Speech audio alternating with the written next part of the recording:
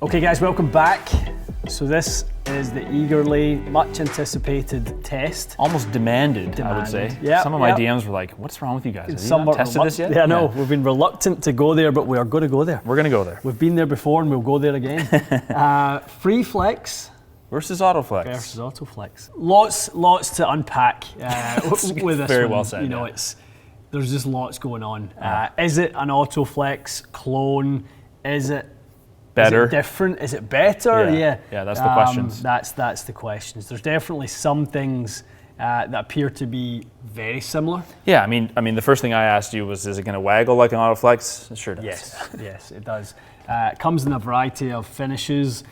So I think there's to me, it seems like if I was looking at Autoflex and going, where are the learnings that could potentially allow another product that's somewhat similar in its design come to market and be successful, I think a variety of colours. Agreed. They have more finishes. A little more subtle. Like this one, for example, is just like a flat. You know what? This is flat navy. It's right up your category. It's in my bag after we film this. Yeah, and there's a crazy kind of like Technicolor one, and then there's a bit of a glossy black. But yeah, you're right. It's similar. Very similar.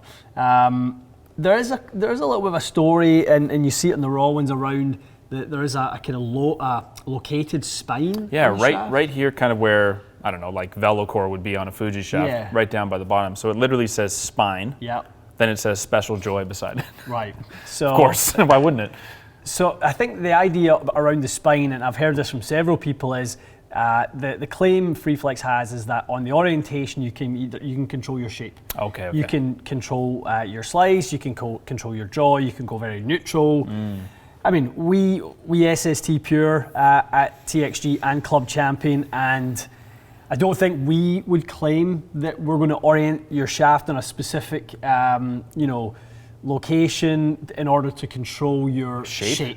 No, I don't think you would claim that. No. We're looking at a stable, trying to stabilize the shaft and trying to obviously ultimately stabilize the club face and its deflection, trying to make it do the same thing as often as possible. You're just trying to make it consistent. We are. They are claiming that you can alter the ball flight. Yeah. Seems a little crazy, but... It seems, not something I would buy into, if I'm being honest. But I think that's fair. Yeah. Interestingly, a little bit cheaper. $140 US in your monumental savings. I was kind of expecting to hear something in the 400s. That's what I thought. Yeah. Just because I feel like they've got an uphill battle. Autoflex works really well. Expensive as hell, but it does work really well for a lot of different people. Yeah. I just figured for market share they'd have to come in way lower, but who knows? Maybe they start here and go down. Yeah. But yes, technically, save yourself $140. We are going to put them head to head. We're going to hit Freeflex first. It doesn't have quite the same flex options and weight options as Autoflex. You gravitated much more towards the 505 XX. Double X was always the one that worked great. Yes. This is the 45. This is the stiffest, 190 CPM versus we're going to do the 405, just the most comparable one in the Autoflex line. One thing I missed on the spec. Freeflex is claiming their design is more friendly towards higher swing weights. You said that, yeah. Which, if is the proven to be the case, it's a good thing. Agreed. Yeah, a lot of people have kind of said, well, how do I take the weight out the club I've got? I really want to try Autoflex, but they're saying C8 to D1 swing weight is where I need to be. Especially if you're playing it a little bit longer and trying to take advantage. We know the implications of going half inch, an inch longer. We're dealing with 3 to 6 swing weight points on that. It's a lot. So this can just basically be a little bit more plug and play with the head. You haven't had to mess. We're going to use TSR3. You haven't had to mess with light weights. No. And it's going to come in around that D2 to 3, which they say is fine. We're chasing 180 ball speed today. I should be good for one. Yeah.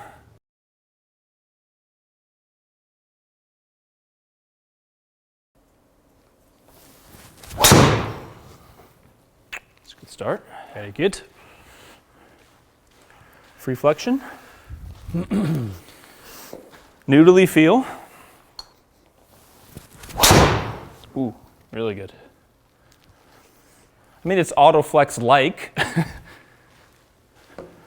Be curious once we switch back over to the original, but it has a similar, it has a similar vibe.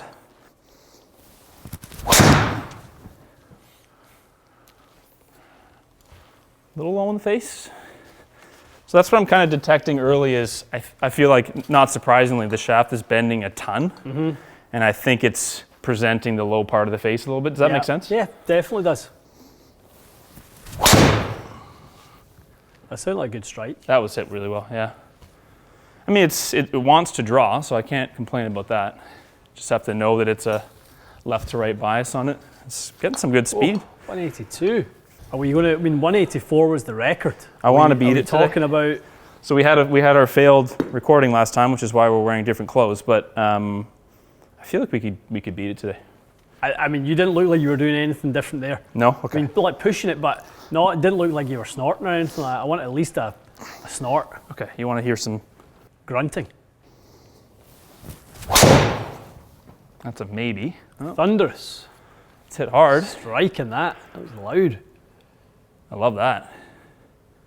I mean, with a good strike, this thing is awesome. I think you can see from the graphic there, I'm not exactly tattooing the middle of the face. No, really good little selection there. I kind of feel like I gave that a really good effort. Yep. Produced some great speed. 179. Average is certainly nothing to be upset about. Good club head speed. Yep. Yeah, I just think maybe we'll find out. I may hit Autoflex all over the face too at this kind of flex rating, so we'll find out. But it just felt a little tough to get the middle of the face, but other than that, some great drives. Okay. So we've got Autoflex 405. Yep. In fairness, it's not the one that fits me, but it's the closest to the Freeflex model. Right. I mean, it's worth mentioning if you're a higher swing speed player, I don't think Freeflex really has a model for you. Agreed. Yeah, that's a very good point. So then again, we are a small percentage of the market, so it may not matter. Most guys will probably be that you fit into an Autoflex style shaft. Yeah. 85 miles an hour to 95 miles an hour. I think that's very fair. No concerns in that sense. Just a note: if you are, if you're quick, if you're 115 plus, yeah, you'd want Autoflex because it goes up to 505, double X. Exactly. I mean, the sound of that one. Little toey. Little toey, but fast. I would assume. Oh, we sounded doing on fast. speed. Okay. Oh, jeez. All right, we're beating last week. Oh, Jesus. Not struck well, but that's the right idea. Okay. Let's see how I'm curious. That's a similar strike. Did a little better. I mean, just that honestly felt quite well balanced. It sounds unbelievable. I'm curious. I think I got more club head speed on that. I got a little better control of the face. Ah, come on. 127 on the club, 183. I mean, as a miss hit. I know. I can't believe it's doing this well. It's just a little bit, I'm having an easier time just keeping this under control. It's another 183.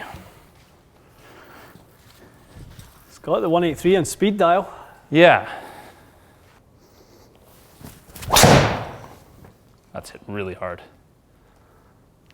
It's hit really hard. I mean, I'm hitting straighter drives that don't overdraw as much for this. Oh, come on! Yes!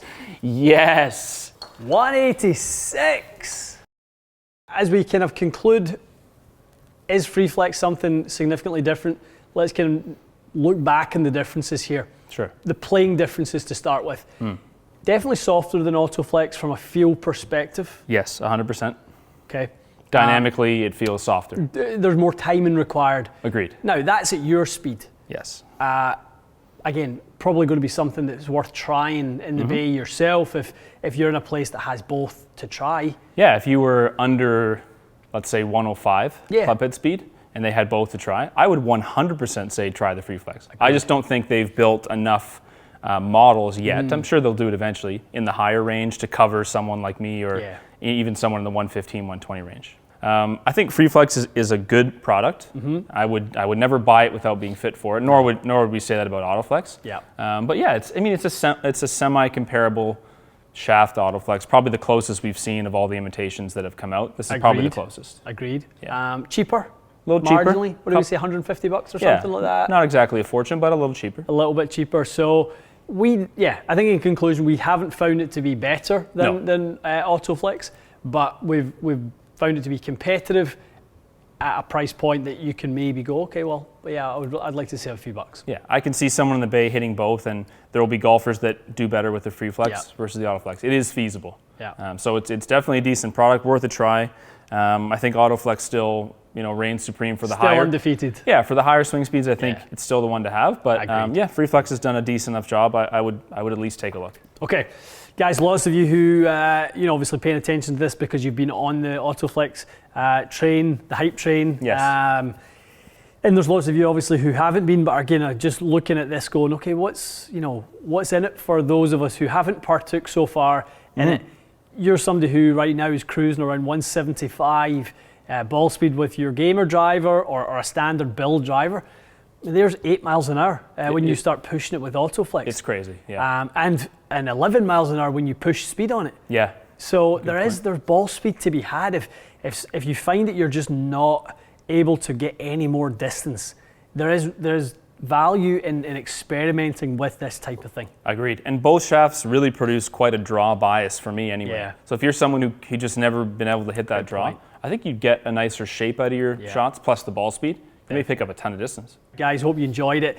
Great to see the speed that you were getting out of that there. I mean, 128 club and 186 ball is uncharted territory. That's the new benchmark. That's the new benchmark. I may take a couple weeks off before I try again, but absolutely, that's the benchmark. Let the central nervous system sort of calm down and reset before we hit the bracket.